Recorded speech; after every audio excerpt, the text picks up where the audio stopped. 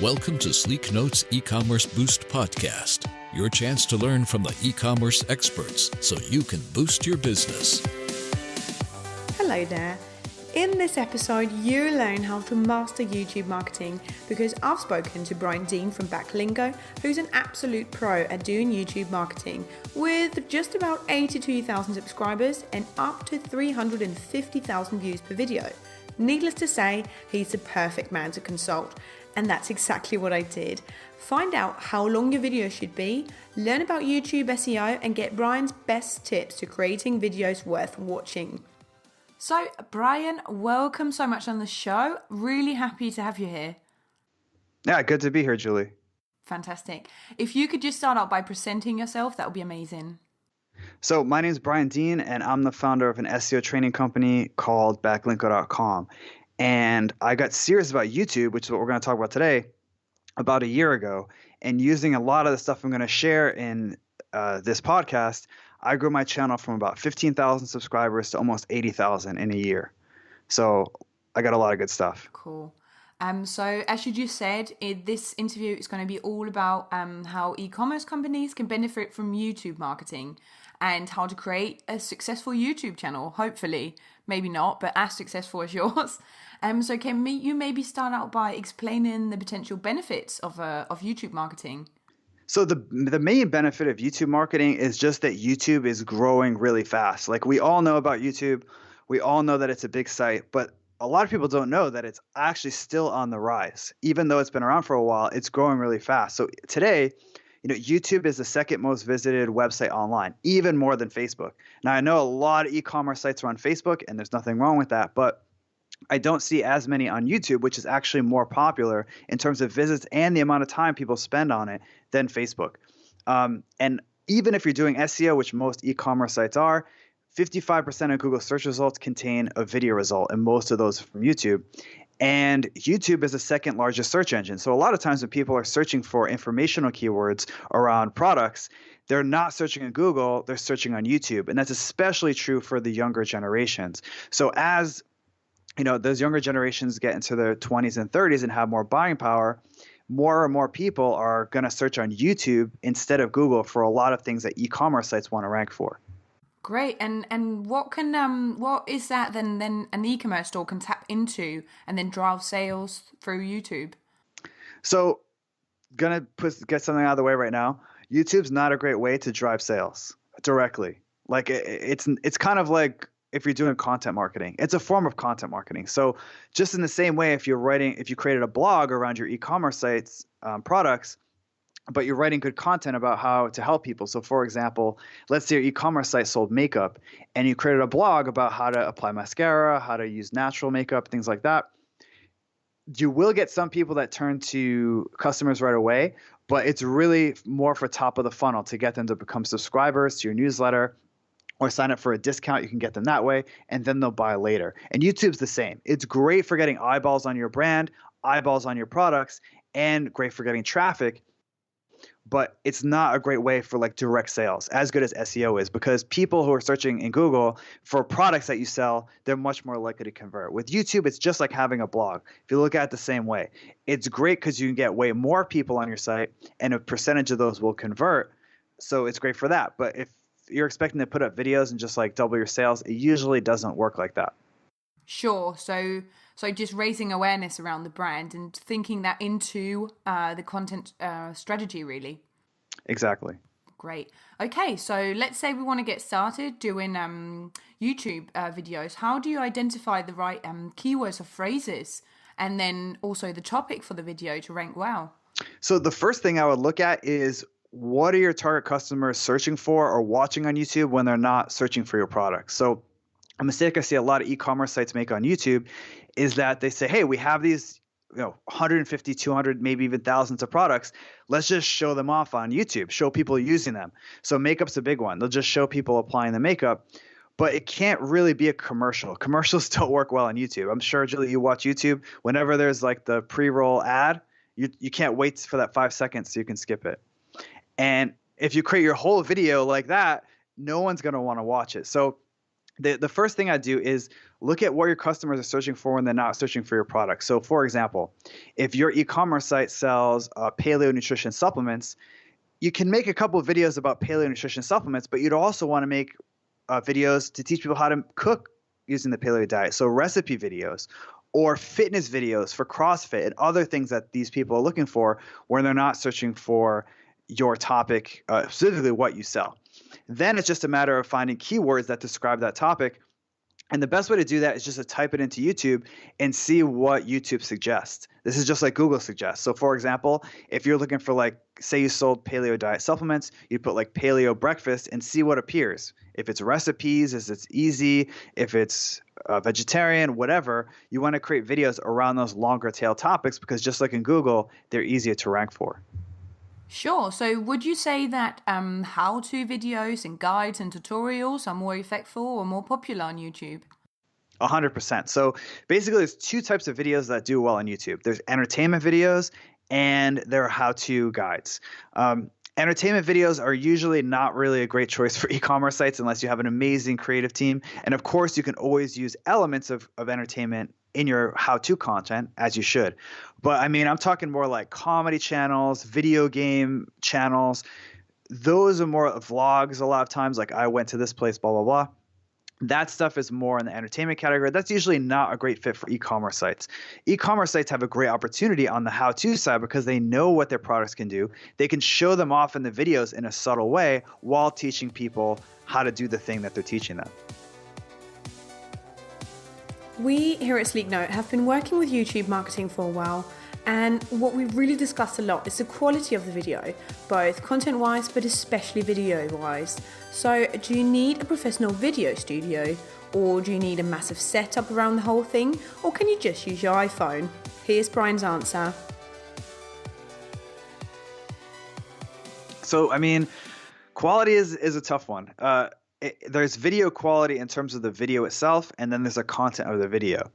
And to succeed on YouTube, like I said, there's all these people on YouTube, but it's still somewhat competitive. Your video has to have both. It has to have good quality in terms of the visuals and the aesthetics and the audio, and also of the content. But honestly, the most important thing is the content. So a mistake I see a lot of people make with YouTube is when they're first starting is that they invest in all this equipment. They get a nice camera and they get lighting set up and they get a backdrop and they get a nice microphone. And then they hit play and the video is terrible because it looks great, but the person doesn't have a tight script. The topic is all over the place. They don't use good post-production. So I would say focus on the content first and the video production second, although both are important. So I'd write scripts out for what you want to talk about and picture how that would look in a video, then get your equipment ready and start shooting. So the earlier you start shooting, the better. So if it's going to take like a month to set up your studio, I would start shooting videos with an iPhone camera or a DSLR camera, and just to get going, to get practice. Because when I started on YouTube, my videos were terrible. It was like me and my friend brought his camera over and filmed me in my apartment. And looking back, they were terrible, but the content was good because I had content experience from the blog and the videos did okay. And if you focus too much on how it looks and sounds, and the content's not there, that's not going to do well either. So ideally, you would have both. Surely. So it's like a balance between the two, isn't it? It is, yeah. Yeah. And then what about movements and gestures and scenery? You know, is it okay just to stand in front of a white or a green backdrop and then speak out? Or would you say more action? Well, the thing that's great about post-production is that you can do both. So most of my videos are me in front of a plain backdrop talking, which can be really boring really fast. But with the magic of post-production, you can make that video something amazing. So, for example, with my videos, I'm just staying there in front of the camera. But in post-production, we change the camera angle often.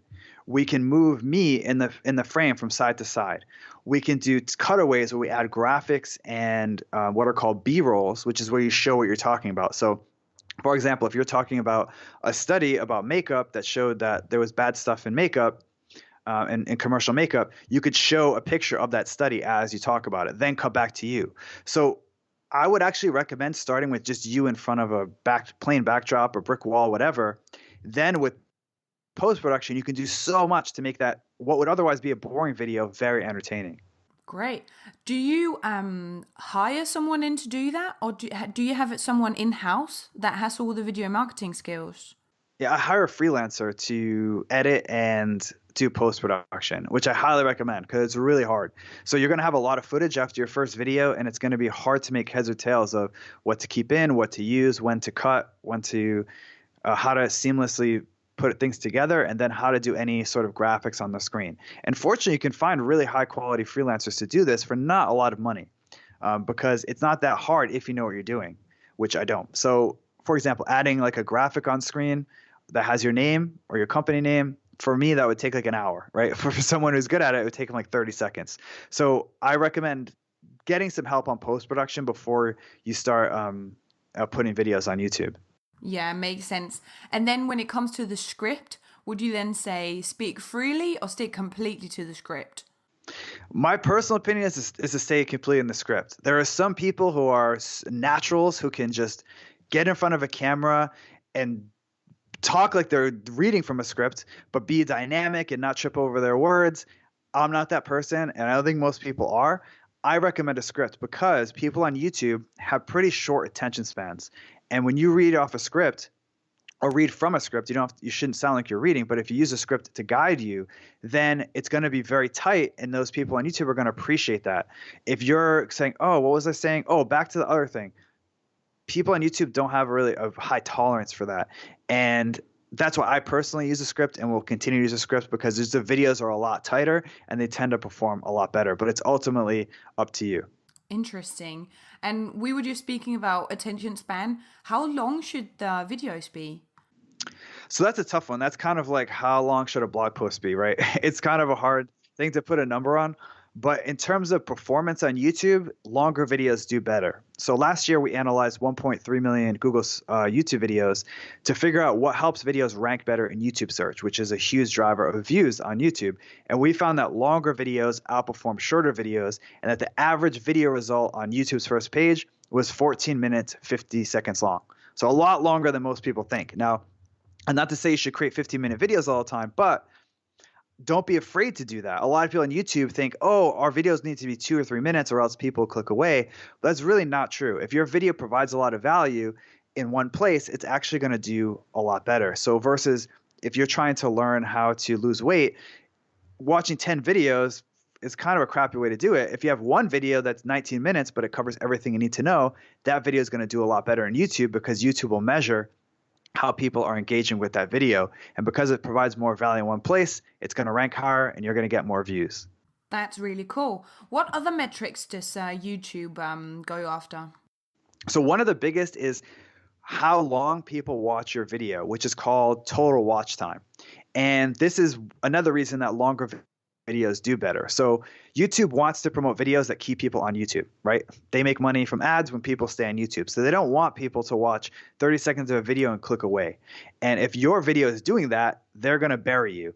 But if your video is keeping people on YouTube for a long time, it's going to rank higher. So what they measure is the total accumulated amount of time people have spent watching your video. So for example, you have video A, and let's say people have watched 1,000 minutes of that video. And there's video B, and people have watched 2,000 minutes of that video, then video B is generally going to do better than video A. So longer videos help that, because if it's longer and people watch big chunks of it, it's going to accumulate this watch time over time. But also the video has to be good to keep people engaged for that long, and that's some of the other stuff we talked about. Oh, wow. What about things such as likes and subscribers? Does that affect the ranking of the video? It does. So YouTube has said that they do measure engagement signals when it comes to ranking YouTube videos and promoting YouTube videos in like the suggested video sidebar on the homepage. And so the more people engage with your video by commenting, subscribing, sharing, they measure all that stuff. They pay very close attention to it, because yes, they want people to stay on YouTube and watch videos, but they also want to promote videos that create a sense of community and get people engaged, because the more engaged people are with videos, the more they feel close. They more feel engaged to YouTube, and the more they're going to stay on YouTube, watch ads, click on things that they want, etc. So yes, they definitely pay attention to those sorts of engagement signals. Oh, wow. And do you then ask people to subscribe in the video itself, or do you ask for it, put a sign, or write it in text, or how do you go about really driving more people to like, subscribe, or comment? So for liking, I've found that the best way to do it is there's not much you can do about that. I do sometimes include a call to action in the middle of the video that's just text on screen that says, if you're enjoying this video, like it. And that helps a little bit. But likes are really harder to gain. Like people like a video, they'll just instinctively like it because it's so easy. Subscribing and commenting are a little bit different because it takes more effort and it's more of a commitment. So when you subscribe to a channel, you know you're going to see all their stuff, and you maybe have subscribed to other channels and you don't have room in your feed for another channel. So it takes a bit of convincing and arm twisting to get someone to subscribe. So what I do is at the end of my video, I specifically ask people to subscribe, and I make my call to action super specific. I even say, click the subscribe button. That way there's no guesswork and people know exactly what to do. For commenting, it's the same thing. At the end of the video, I ask people if they have something specific to comment on. So instead of saying, let me know what you think, I say, are you going to use strategy A or B? Or which tip did you like best, X or Y? And I found that encourages more people to comment than just saying, leave a comment below the video. That way they don't have to think. They can just answer the question and leave a comment that way. Amazing. So you use those, I don't know what to call them, so I'm just going to say signs or, boxes you can add to the YouTube video. Do you use them actively? Yeah, so there used to be a thing called annotations that were like these ugly boxes you could put text in anywhere in your video, but YouTube has recently retired those. So, which is not a big deal because you can just put them in your video itself. Like, next to you can have a box as a graphic that says the same thing that would say. So it's not a big deal. So yes, I do recommend verbally saying the call to action and having a visual on screen to reinforce that somewhere in your video. So you've got your awesome video ready with great content and in a decent quality. Now it's time to upload. But what do you need to consider when you upload it? What keywords, where to place them, what about the title? Oh, the questions. Well, here's Brian's expert advice on YouTube SEO. So YouTube SEO is not like Google SEO because it's not as sophisticated. So YouTube SEO is kind of like Google was like 5 or 6 years ago. They're not good at understanding topics and higher level stuff. So you really have to spoon feed YouTube keywords. So there's 3 things you can really control when it comes to keyword optimization on your video. There's your title, your description, and tags. And with your title, you just want to include your target keyword in your title, preferably towards the beginning of your title because YouTube puts more weight on words that appear in the beginning. So for example, if your keyword was paleo diet, you'd want to put paleo diet early on. So instead of, 10 tips that I like to follow about the paleo diet, where the keyword's at the end, you want to put paleo diet : 10 tips that I like to follow. Same thing with description. Just want to write a long 100-word description that describes the content of your video and includes your keyword 2 or 3 times. And with tags, you just want to include your keyword and a few variations. So as long as you have your keyword in there and some variations, YouTube is not as good as Google is, obviously. So as long as you spoon feed them those specific keywords you want to rank for, YouTube will take care of the rest. Great. Does linking to other videos matter for the ranking? In the description, you can link to other videos or do related at the end of your video. It does actually help because YouTube wants people to stay on YouTube. So if they're done watching your video and they click away, YouTube is happy that they watch the entire thing, but they'll like your video even better if you watch another video, whether it's yours or someone else's. That's called session time. This is another thing YouTube pays attention to. So you're right, Julie. If you promote another one of your videos at the end or in the description and people also watch that one, this is going to help your first video rank, because that video has been shown not only for people to watch that one, but to stay on YouTube. So it does help that video rank when you link out or promote your other videos in your video or in your description. Cool. So the final step to YouTube success, we want people to watch the video. How do you drive traffic to your videos? So there are a couple ways that I recommend. One is if you already have an audience, send that audience directly to your YouTube video on YouTube. So if you have an email list or a Twitter following or a Facebook page, these are great ways to get views on your YouTube video. And a mistake I see a lot of people make, and that I made early on, was I would embed my YouTube videos on my site and send people there. Because the idea was, well, I don't want to send people to YouTube. I don't own YouTube. The problem with that is that people can't engage as much with an embedded video on your website in a blog post or in an e-commerce product page or something, because they can't really like or comment or subscribe. They have to go to YouTube to do that. So I found it works a lot better just to send people to YouTube. Another way is to use Amazon reviews. So this is great for e-commerce sites because you can review products that maybe competitors sell or in a kind of a different niche, but your target audience also buys that stuff, and leave video reviews on Amazon and link to YouTube and post it from YouTube. So Amazon allows video reviews that are embedded from YouTube. So you can create a video review, post it to Amazon, and when people searching for that product watch your review, they're going to say, wow, this is a really good video. I want to check out the rest of their channel, and then they can see your other videos. That's really cool. So just to sum up or just finish, what would you say the 3 top things to do if you want success on YouTube?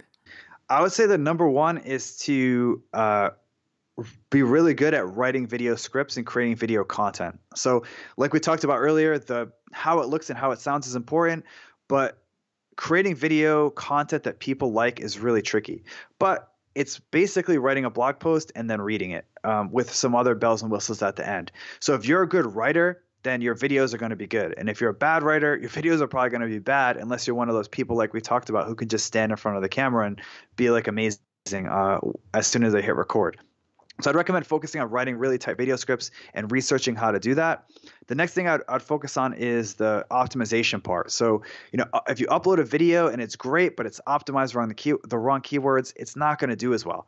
But fortunately, it's really easy to optimize your videos. I basically showed you a good chunk of what to do already. And the third, Julie, which you alluded to, is to promote your stuff. So there are a lot of people on YouTube. There's a lot of potential for views, but it's also competitive. So if to get the ball rolling, to get eyeballs on your videos is really important. But once you get it going, and once YouTube sees that people are engaging with your video, they're watching it for a long time, they're liking and subscribing, then the rest is there. They take care of it and they'll promote your video forever. I have videos that I published years ago on my channel that still get tens of thousands of views every month, and I don't do anything to promote it. I gave it that initial push, and then YouTube take care of the rest. That was absolutely fantastic. Thank you so much, Brian, for your great tips. No problem, Julie. Thanks for having me. That's all, podcast people. Are you feeling inspired to start doing YouTube marketing? I know I am. If you like what you've heard this time, please subscribe to this podcast. And even better, give us a nice rating or leave a comment. Thanks for listening.